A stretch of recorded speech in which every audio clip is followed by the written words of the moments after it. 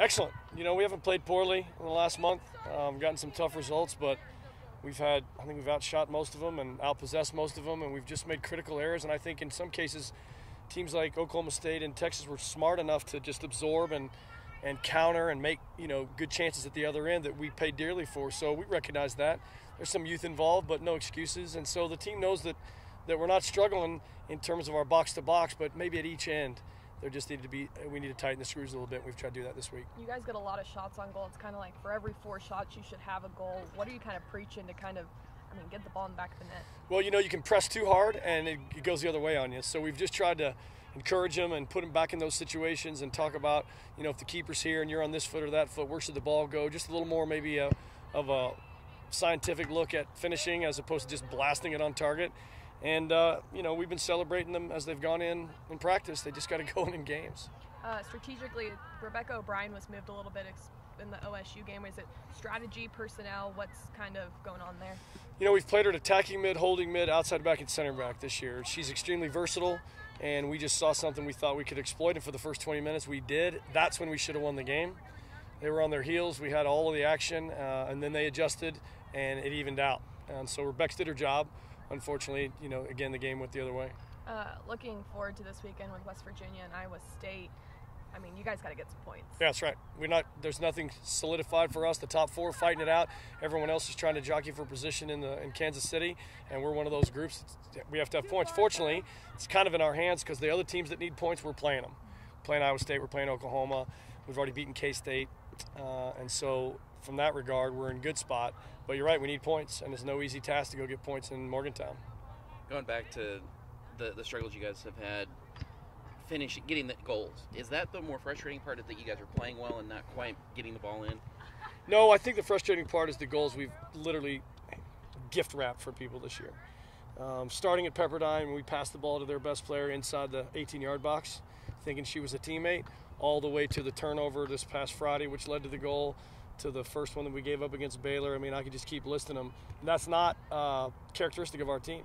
I think it wasn't 4 years ago we were the number 1 defense in the nation.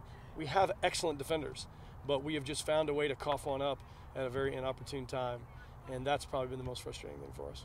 Since that's an internal thing for the defense, is that something you think they can fix quickly? I do. It's a mentality. It's not skill. It's not athleticism. It's not toughness. It's just a calm. It's a mentality. Sometimes it's communication to the player who's under pressure. Hey, relax, you got it, play it here, kick it out. Sometimes we want to be a bit too pretty when we should just blast it out and be safe. And so, we're working on it constantly. It's not like we're sleeping on it. It's being addressed daily. And also some players have started to eat up some time from other players, because if you can't get it done, someone else is ready to do it for us.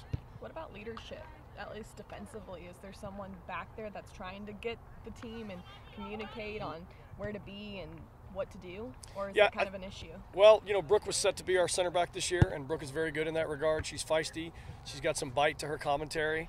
But then we lost Margot first day of preseason, so Brooke went back to outside back. It's kind of hard to shout all the way across the line, although Brooke does a good job of trying to do that.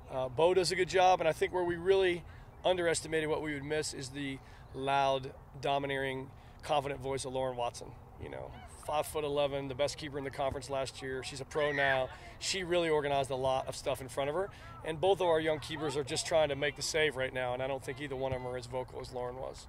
Keeper-wise, making a decision yet? Well, last week obviously we played Zoo the whole time, and I think so it's her spot right now to hold on to. But CC had a great week, so we'll see.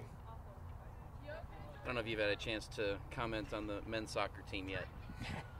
Yeah, I mean, we're obviously disappointed. As an American fan, we're devastated. But as a member of U.S. Soccer for years, and having, our hearts set on seeing them in Russia, it's gutting. I mean, it's terrible. And, Bruce Arena is one of the best coaches we've ever had, so this is a sad end to his international career. I think he's a great coach. It just didn't happen for him. And I think as far as the whole program goes, there's got to be a top-down review, not of personnel. I don't get into who should and shouldn't stay, but we've got to figure out where it's gone wrong. We've had an academy for 10 years developing boys, and all of our best players are now back in the MLS, which makes zero sense. They should all be in Europe, and our best player is a 19-year-old who, what do you know, plays in the Champions League at Dortmund. And he's in an environment that none of our other stars are in. The rest of our guys know they're going to play every minute. They know they're going to start. They know they're on the poster. They're not having to fight for playing time. And once you come back and you get that, you lose a step. You lose an edge. And this is the first cycle that all of our guys are in MLS, and we see what it got us.